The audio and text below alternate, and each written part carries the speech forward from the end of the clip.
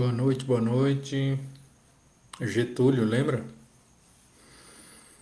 Vamos falar aqui um pouco sobre história, né? Esse momento é, que nós estamos passando, né? De turbulentos, vamos dizer assim. Eu estou baseado na termologia da moda, pós-modernismo, pós-modernismo, né? Pós do sentido de depois, modernismo do moderno. Né? Então vamos lá, onde que está a raiz desse modernismo? Bom, esse modelo modernismo, a raiz dele está lá no século XVI, né? Quando o europeu, final do século XV, início do XVI, vamos colocar assim, para não causar mal-estar no pessoal aí da alfândega de plantão.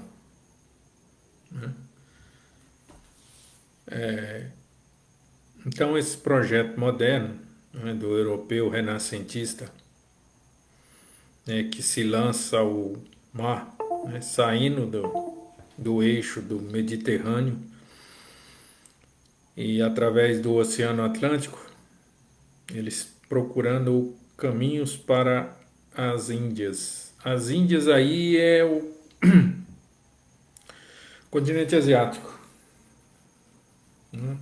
Então, e aí eles vêm a descobrir, entre aspas, a América, né? Em 1492, com a chegada de Cristóvão Colombo aqui na América, né? E aí, nesse mesmo ano, nós temos a queda de Granada, né? A última ocupação muçulmana na Europa, na Espanha. E aí então o europeu se lança no oceano, faz as grandes navegações, descobre o continente americano, né? E aí ele, entre aspas, né, vem com aquela ideia de civilização, né, do Deus cristão e de levar a civilização para esses povos, entre aspas, atrasados. Né? E, e aí começa essa colonização de forma exploratória, né? Porque o contexto é o mercantilismo, a mercância, o comércio, a acumulação de riqueza. Né? Então, a balança comercial naquela época era ditada pelo seguinte aspecto: eu tenho que adquirir o maior número de riqueza e gastar o menor quantidade dessa riqueza possível, senão eu não tenho uma balança comercial favorável. Só que como é que eu faço para acumular o máximo possível de riqueza sem gastá-la? Eu vou ter que escravizar, que é o trabalho compulsório. Então, o mercantilismo traz a exploração, que é o que acontece no continente americano, né? No primeiro momento.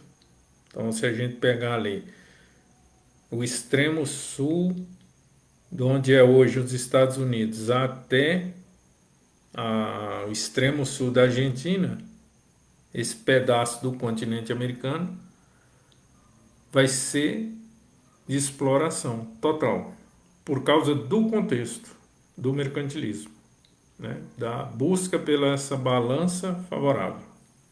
Isso em linhas gerais. Não estou aqui aprofundando no tema, é só para vocês entenderem esse projeto moderno. Aí chega o século XVII, ocorre uma mudança aí, né? No finalzinho do século XVI, início do XVII, começa uma mudança aí. Essa hegemonia nos mares, que era até então da Península Ibérica, Portugal e Espanha, nasce uma nova potência para a exploração desse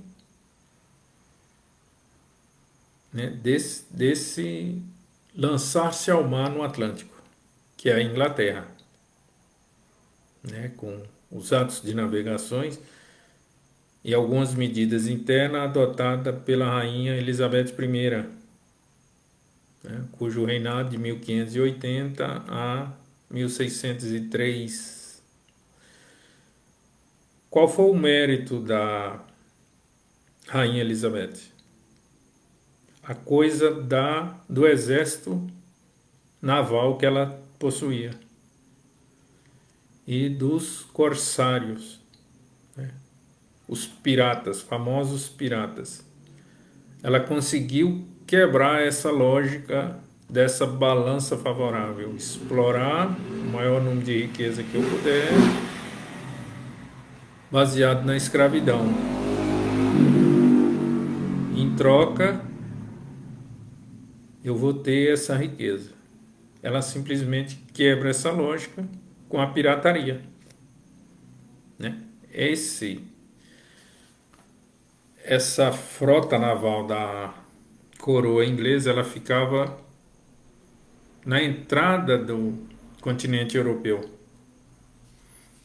Então, quando os navios da Península Ibérica e de outros, né, navegadores da época chegando ao europeu, no continente europeu, eles eram saqueados pela frota inglesa. Isso gerou uma nova acumulação de capital. Agora você não precisa ter o gasto, empreender um gasto para chegar na América, explorar o que tem e trazer para a Europa. Ela simplesmente corsava aquilo, pirateava aquilo, quebrava a lógica né? E como que isso foi possível?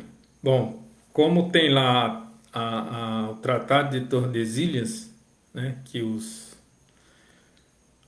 a coroa portuguesa e a coroa espanhola, diante, né, da Igreja Católica, fez esse tratado que ficou determinado lá, que determinadas partes do continente americano pertenceria a Portugal e outra pertenceria à Espanha.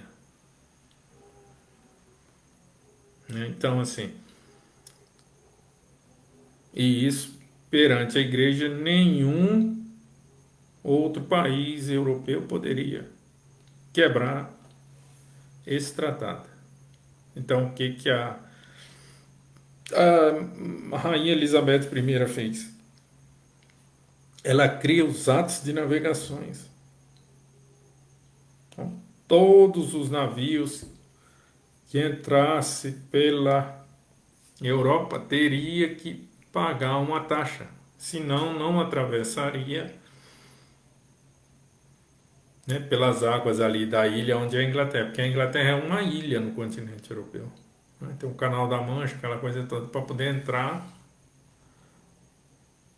né? Então, o que adianta eu ir lá buscar, trazer os produtos que se encontravam aqui nas Américas, né, o ouro, a prata, né, na parte espanhola, né, que no Brasil, no primeiro momento, não houve interesse.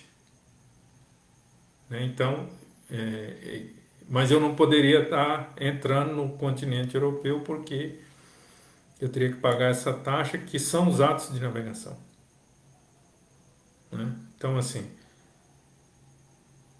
mas como todo mundo, a maioria dos navegadores, dos empreendedores da navegação, tanto português como espanhóis e de outros países,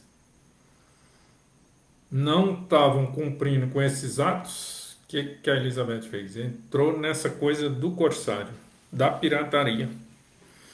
Isso gerou um lucro exorbitante para a Inglaterra, colocou a Inglaterra na hegemonia do mundo até então, né? Isso no cenário geopolítica do início do século XVII. Mas internamente, a Inglaterra estava passando pela reforma protestante. Então,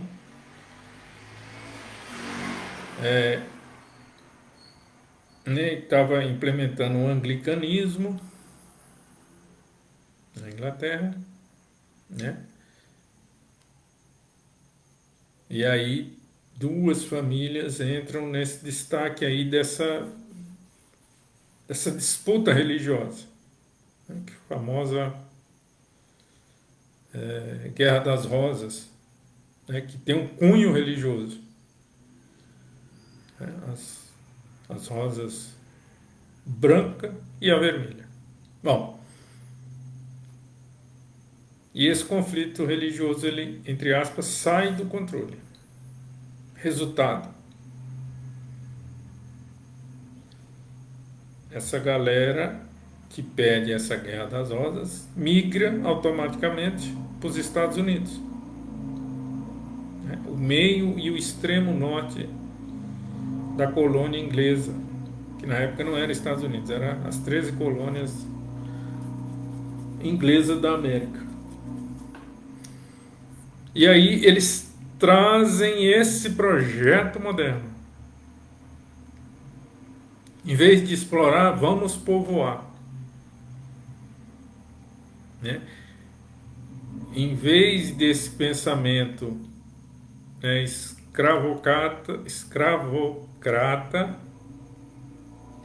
de exploração de grandes terras, isso, de escravizar, isso. O meio norte e o extremo norte dos Estados Unidos traz uma outra ideologia, traz um outro ethos, um outro ser. Que ser capitalista é trabalhar, acumular riqueza para um dia eu ser o escolhido de Deus para ir para o céu. Então, muda a perspectiva de que eu vou sofrer aqui o que tiver de sofrer nessa minha vida, mas eu tenho a eternidade para usufruir no paraíso. Isso é uma visão rudimentar do catolicismo. Era essa mentalidade que estava predominando no continente americano durante o século XVI. No início do século XVII, essa mentalidade muda e passa a ser então o ethos capitalista. É aí que nasce esse modelo moderno, né? E aí vem o iluminismo, né? Essa coisa da razão, papapá. E aí corrobora com tudo isso o iluminismo, as reformas iluministas, tal. Pá! Aí eu dar um salto para o vídeo não ficar muito longo. Aí nós chegamos no século XIX, mais precisamente na metade do século XIX, por volta de 1860, né, onde surge a segunda Revolução Industrial.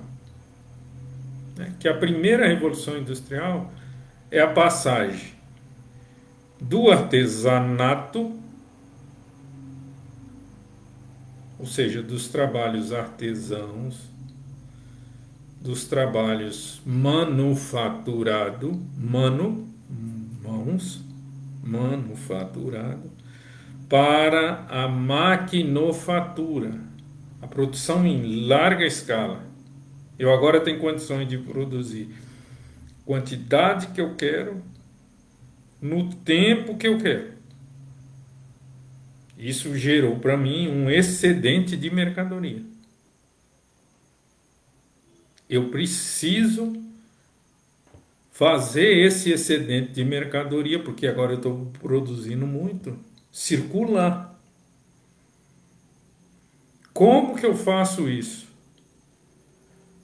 Aí é que vem a segunda revolução industrial. É quando eu saio da condição de transporte baseado na queima da madeira, ou seja, no motor a vapor, e passo para o motor de combustão, petróleo. A explosão da combustão no motor, petróleo, energia elétrica. Eu começo a diminuir as grandes distâncias.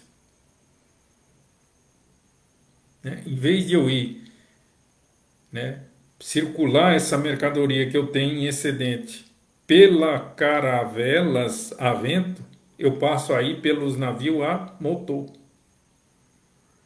Eu tenho energia elétrica. Eu tenho um avanço na medicina. O mundo vai se tornando cada vez menor.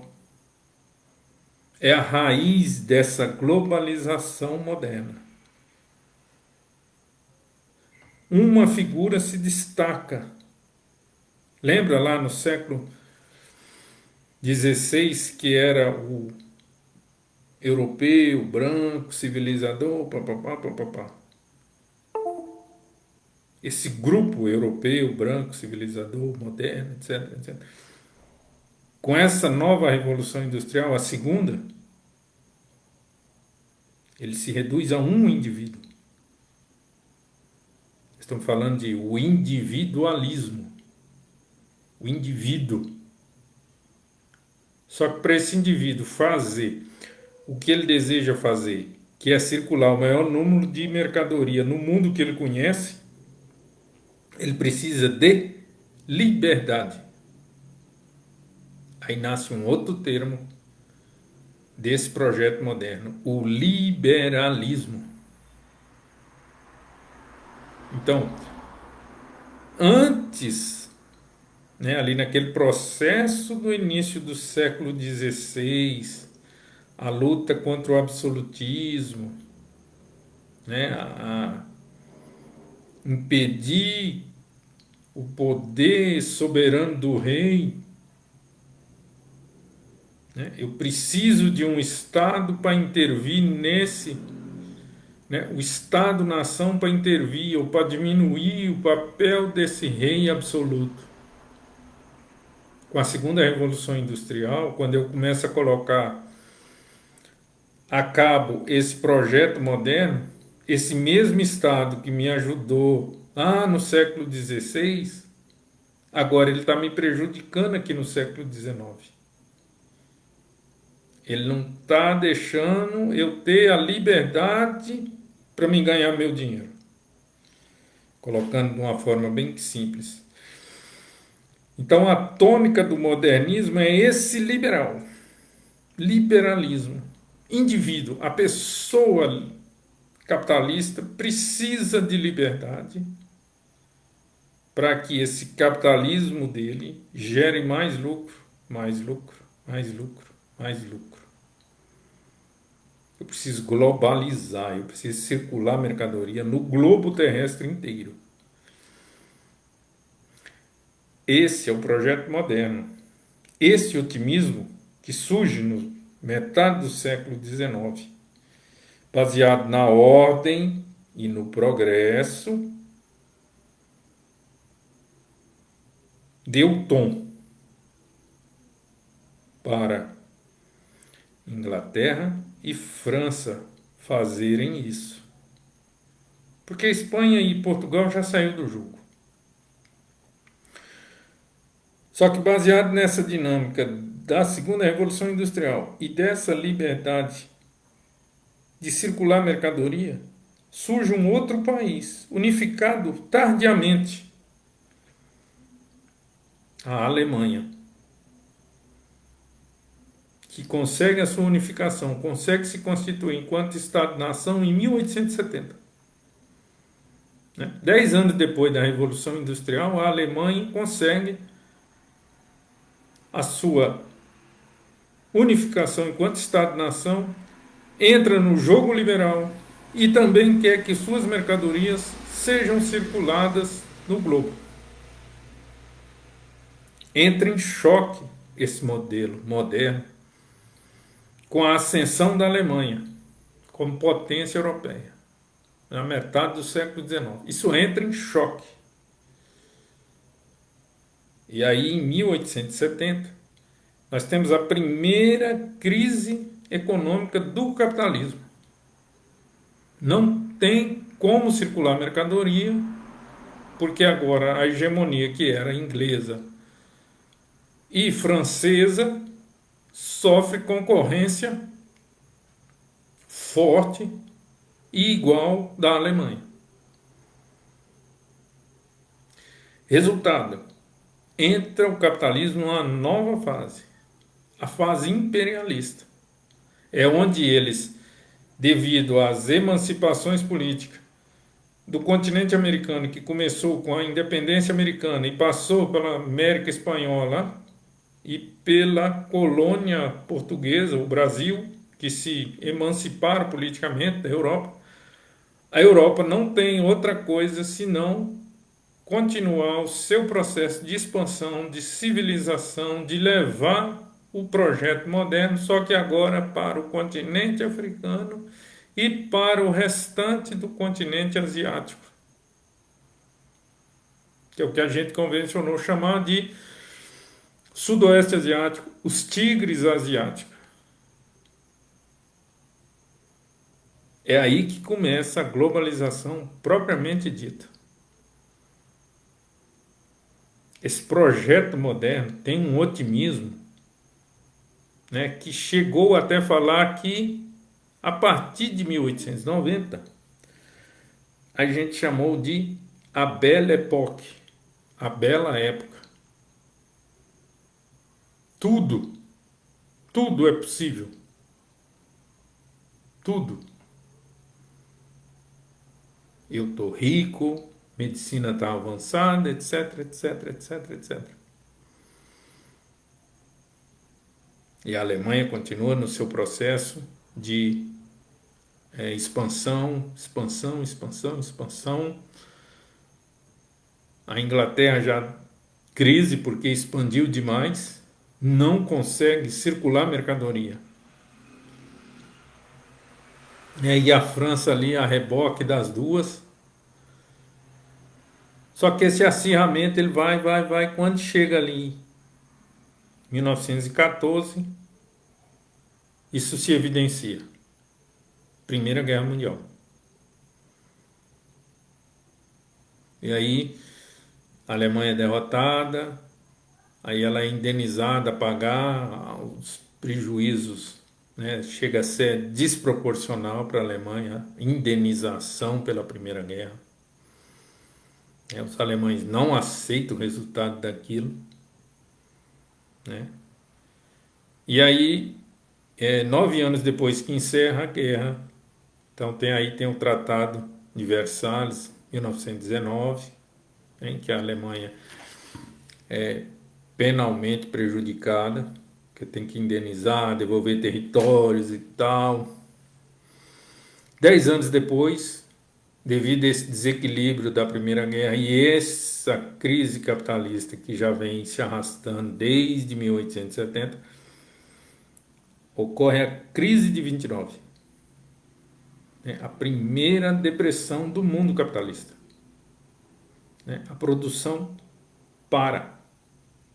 quebra. O mercado financeiro entra em crise. Todo aquele dinheiro que circulava no mercado financeiro desaparece do mapa. Nesse meio tempo, acontece na Rússia um golpe de Estado, que é a tomada do poder pelos bolcheviques. Bolchevique, a maioria. Ou seja, os comunistas de ideias marxistas assumem o poder na União Soviética através de um golpe de Estado.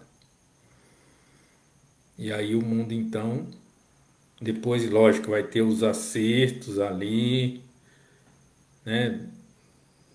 Final dos anos 20, início dos anos 30 ali, que é a União Soviética, aí tem um plano, né, quinquenal implementado por Stalin, com muito, enfim, depois desses ajustes, então assim, nós temos um mundo em crise, em 29, esse projeto moderno em crise, esse liberalismo sendo questionado, essa coisa do mercado sendo questionada, essa coisa da diminuição do papel do Estado sendo questionada. E nós temos essa ascensão do comunismo na Rússia, que depois passou a ser a União Soviética. É a União das Repúblicas Socialistas Soviéticas. E com mais essa crise de 29, paralelo a isso, ou no meio disso, dessa crise do capitalismo, dessa crise do mercado, dessa crise dos Estados-nações, dessa exacerbação desse nacionalismo, né? Aí a gente tem o quê? Dentro desse projeto moderno, um fenômeno novo, nacional-socialismo na Alemanha, né? Que é um regime baseado em determinadas plataformas políticas de tendência à extrema-direita, ascende ao poder na Alemanha. E começa a ter simpatizantes pela Europa toda. E aí o seu líder máximo, o Führer, o líder, ele expande isso para a Europa. Essas ideias do nacional-socialismo. Tem adesão na Itália, na Espanha, Portugal. Então, quer dizer, geopoliticamente, esse nacional-socialismo ele vai fechando, né? Vai fechando. Invade a França, né? E vai fechando. Geograficamente, só quem fica fora dessa influência é a Inglaterra, porque é uma ilha. E aí, em 1939, ocorre um evento, né? A invasão da Polônia pela Alemanha marca o início da Segunda Guerra, que é a continuação da Primeira. Né? E aí, então, né, ela é encerrada em 1945 com a derrota desse nacional-socialismo alemão e italiano e japonês, né? E aí então duas bombas atômicas que simbolicamente sela todo esse projeto moderno, né, de forma melancólica. E aí a hora que a poeira dessas bombas baixa, a gente entra num outro cenário mundial, né? Que o mundo agora é dividido em duas partes: capitalista, socialista, né? E aí, em 1949, a própria União Soviética ela expande, criando o Pacto de Varsóvia, e aí pega todo o leste europeu, aquela região do Oriente Médio, Uzbequistão, tudo sofre influência da União Soviética, ou seja, do socialismo real. Isso chega na China, né? Então, e aí o mundo fica dividido em duas partes. E aí, primeiro mundo, esse mundo capitalista, França, Inglaterra, Estados Unidos, as potências no Ocidente. Então, primeiro mundo. Segundo mundo, esse pessoal que está sob a hegemonia da extinta União Soviética. Esse é o segundo mundo. E o terceiro mundo, que é a América Latina, Sudoeste Asiático, a África Subsaariana. Isso é terceiro mundo. Então o mundo ficou dividido assim. Dois, capitalismo e socialismo, e primeiro, segundo, terceiro mundo. E aí a União Soviética lança-se, né, na corrida espacial, lança o primeiro satélite, o Sputnik, em 1957. E os Estados Unidos chegam na Lua em 1969. E aí essa guerra espacial, esse aparato tecnológico, lá nos Estados Unidos vai se criando esse Vale do Silício, que é esse pessoal que vai despontar agora, no pessoal da TI, tecnologia de informação, que lá na década de 70, através do Vale do Silício, vai desenvolvendo essa computação, esse mundo digital, né, ainda muito incipiente, o computador, tal, que é fruto da Segunda Guerra, né, que o computador ele nasce para desvendar aqueles códigos que existiam, né, entre os alemães, italianos e os japoneses. Então o computador ele é criado para desenvolver isso, tem vários filmes que mostram isso, e aí depois ele é aprimorado até tornar esse PC, computer personal, o computador pessoal. Ele sai aquela coisa do computador gigantesco e tal, aquela máquina, e se torna pessoal, pequeno, né? E hoje, com todo o avanço tecnológico, hoje ele cabe na palma da nossa mão. Então, vocês imaginam como tudo foi acelerado, né? Sair de uma condição que ele cabia numa casa, o computador. Era o tamanho de uma casa, imagina, era o tamanho de uma casa. E hoje ele está na condição de palma da minha mão, né? Tamanho o avanço tecnológico. Só que essa guerra espacial, espionagem, etc. A União Soviética não suporta. Ela entra em colapso, né, por outros fatores que depois poderia até estar comentando que de fato levou ao colapso da União. Mas assim, ela entra em colapso, né? Em 1991 entra em colapso. E aí, a partir de 1992, o mundo se torna uno. De bipolar, ele passa a unipolar. Estados Unidos, hegemônico. Capitalismo, hegemônico. Na época até falaram em fim da história, fim disso, fim daquilo, papapá. Que depois provou que não teve fim de nada. Mas é aí, né, com esse colapso da União Soviética, né, é que começa essa coisa pós-moderna, né? Então, assim, esse projeto moderno naufragou. Na Primeira Guerra Mundial ele já naufragou. Mas aí todos aqueles eventos que ocorreram, Primeira Guerra, crise de 29, Segunda Guerra, ascensão da União Soviética, queda da União Soviética, tudo isso agora ficou claro. Só existe um país hegemônico, Estados Unidos, e um modelo econômico a ser seguido, capitalismo. Em qual versão? A versão neoliberal. O que é a característica principal do neoliberalismo? É o mercado financeiro, ele sobrepõe ao Estado-nação. Então, toda aquela autonomia dos estados, né? O Estado do país A, o Estado do país B, o Estado do país C, tudo isso fica submisso ao mercado financeiro. Isso é pós-modernidade. E isso vai refletir na vida das pessoas. Então agora tudo é pós-moderno, depois do moderno.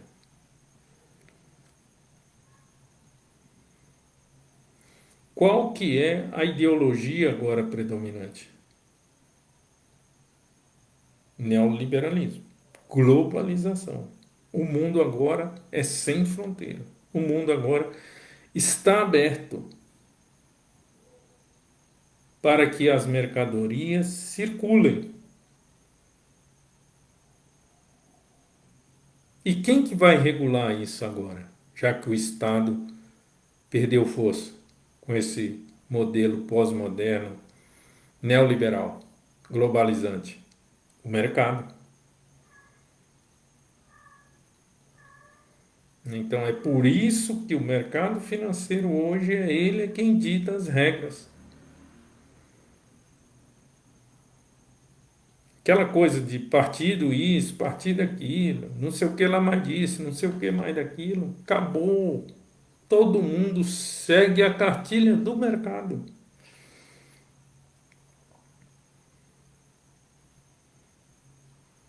Então, assim, não tem mais o que falar, gente. Ah, mas eu não sei o quê, porque o meu partido. Não, o seu partido, ele é submisso. Ele está a serviço do mercado. Ah, que o meu sindicato. Não, ele está a serviço do mercado. Ah, que a minha empresa. Não, ela está a serviço do mercado. Isso é a característica pós-moderna. Né? Tudo aquela estrutura sólida criada lá no século XVI, depois de 1945, isso foi se tornando líquido. Essa modernidade foi se tornando líquida. E tudo na sociedade se tornou líquido. As relações pessoais líquidas. Os empregos líquidos. Aquela estabilidade líquido. Por quê? Porque tudo está à mercê do mercado. Há uma hegemonia do mercado. Então, dizer que os Estados Unidos são o país, a grande... Não. Os Estados Unidos está à mercê do mercado. E a crise de 2008 mostrou isso. Né? Aquela coisa da bolha lá, da especulação imobiliária que ocorreu nos Estados Unidos e que desencadeou no mundo inteiro essa crise. É mercado financeiro.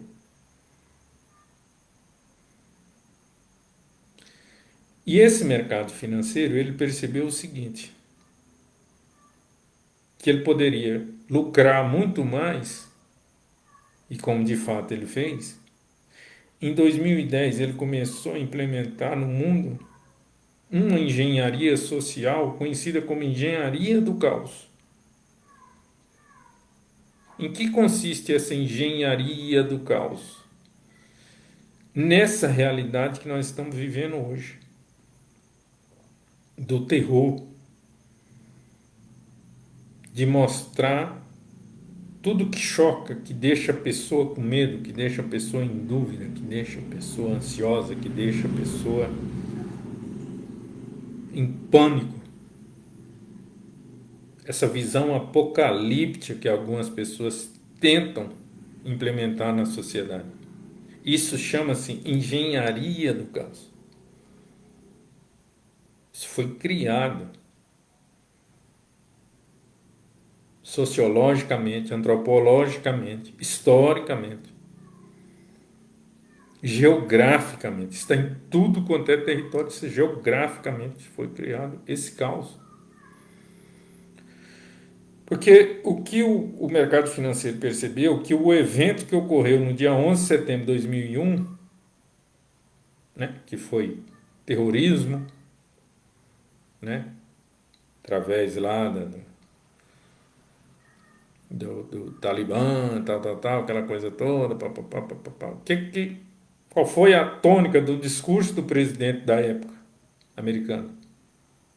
Nós vamos empreender uma guerra contra o eixo do mal. Nós, cristãos, brancos, do bem, que fomos atacados,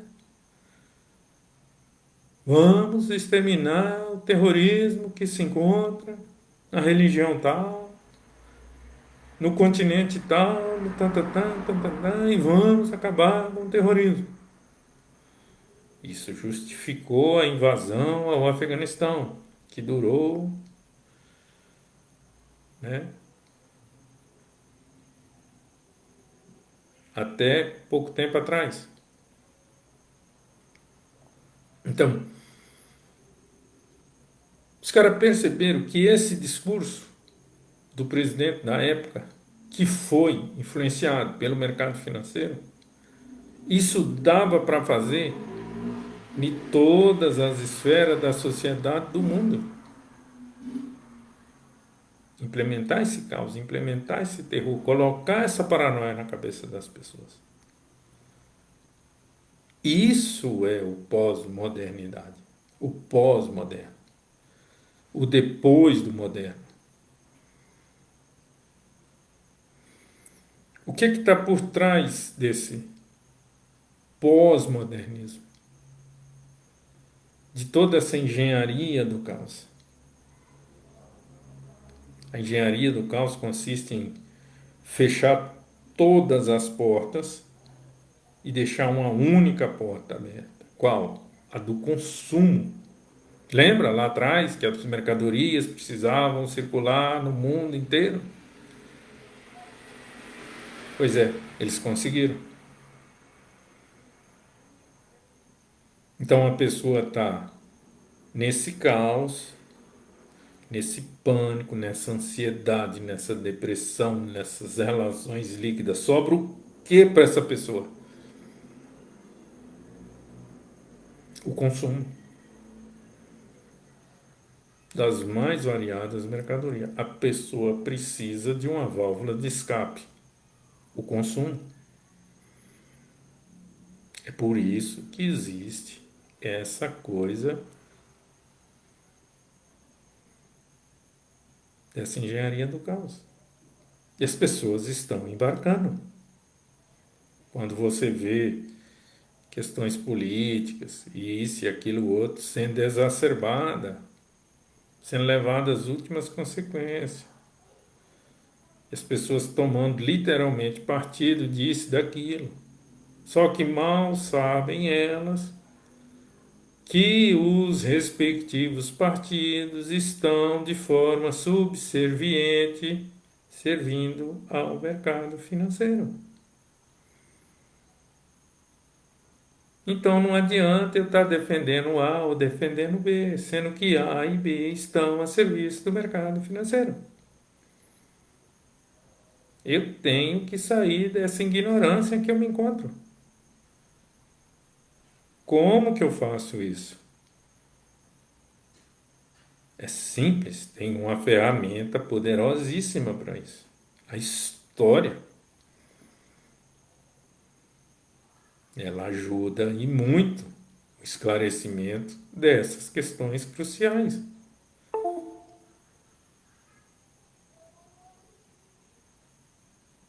Percebe? Então, aonde que está toda a raiz disso aí? Nesse projeto moderno que não deu certo. Porque o que o projeto moderno pregava? O racional, o racionalismo, a coisa empírica, a experimentação, a prova científica, o método, a observação, a intuição, a fundamentação teórica para explicar algo. Isso é científico. Eu posso provar. O que eu não provo, eu desconsidero. Só que isso é muito limitado.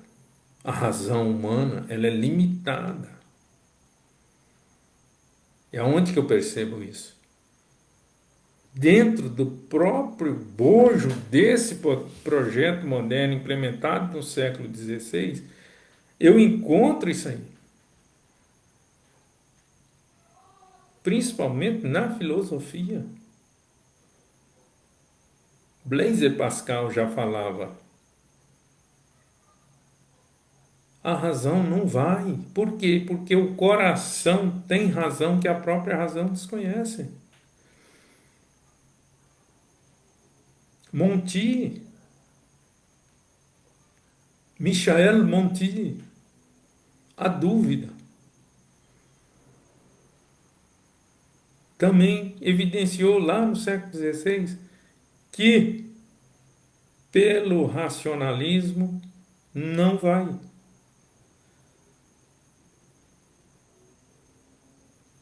E aí no século XIX, os ditos pessimistas, nihilistas, e aí a escola é grande, Nietzsche, Schopenhauer, Freud, Marx, Companhia Limitada, também denunciaram isso aí. Cada um nas suas respectivas áreas. Marx, pelo viés econômico, ideológico, ele desmascarou isso aí. Freud, pelo inconsciente, até então não havia sido desvendado, de novo, pelo racionalismo. Freud desvenda o inconsciente, o maior, o que não aparece na mente humana. Ele desvenda isso. E o Nietzsche, há uma vontade de potência. Eu preciso ser humano, demasiadamente humano, senão não consigo transcender essa realidade. Senão eu vou ser o quê? Um homem trágico. Né? Aí ele vai detectar aqui o Deus ciência, que para ele está morto. E nós temos que viver como criança. A vida tem que ser como o Deus Dionísio, a eterna alegria, a eterna festa. De novo, eu tenho que ser humano, exageradamente humano. Essa vontade de potência. Isso é Nietzsche. Passou batido. Não se toca nesses assuntos. Total desconhecimento. De novo, a ignorância leva para essas coisas. E aí vem as fakes, etc, etc. Aí é que a coisa fica mais exacerbada. E aí as pessoas não procuram entender o que está ocorrendo. Porque essa realidade que está aí não é a realidade. É mera percepção sensorial dos nossos sentidos, que está sob influência de engenharia do caos social. Para mim sair disso, eu preciso ser humano, exageradamente humano. Eu preciso trocar a figura dionisíaca, criança, alegria, curiosidade da criança em querer saber de tudo. É isso que Nietzsche está apontando. Quando ele fala que é doloroso, mas não tem preço que pague pela minha liberdade. Nietzsche. É isso, pessoal. A saída para isso é a gente voltar a sermos criança. A nossa vida, como era na época de Dionísio,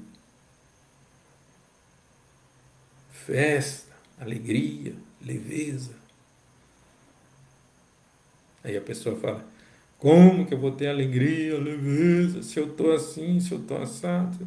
Tem como, Mude o seu interior, que você mudará a perspectiva desse mundo. Não deixe se levar por essa engenharia do caos que foi criada. Ela não existe, ela foi criada.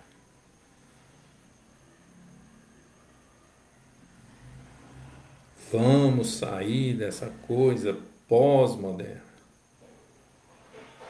Isso é uma criação. Isso não é a realidade. Vamos ser humano, exageradamente humano. Alegria, alegria, alegria. Era isso, pessoal. Valeu, um abraço.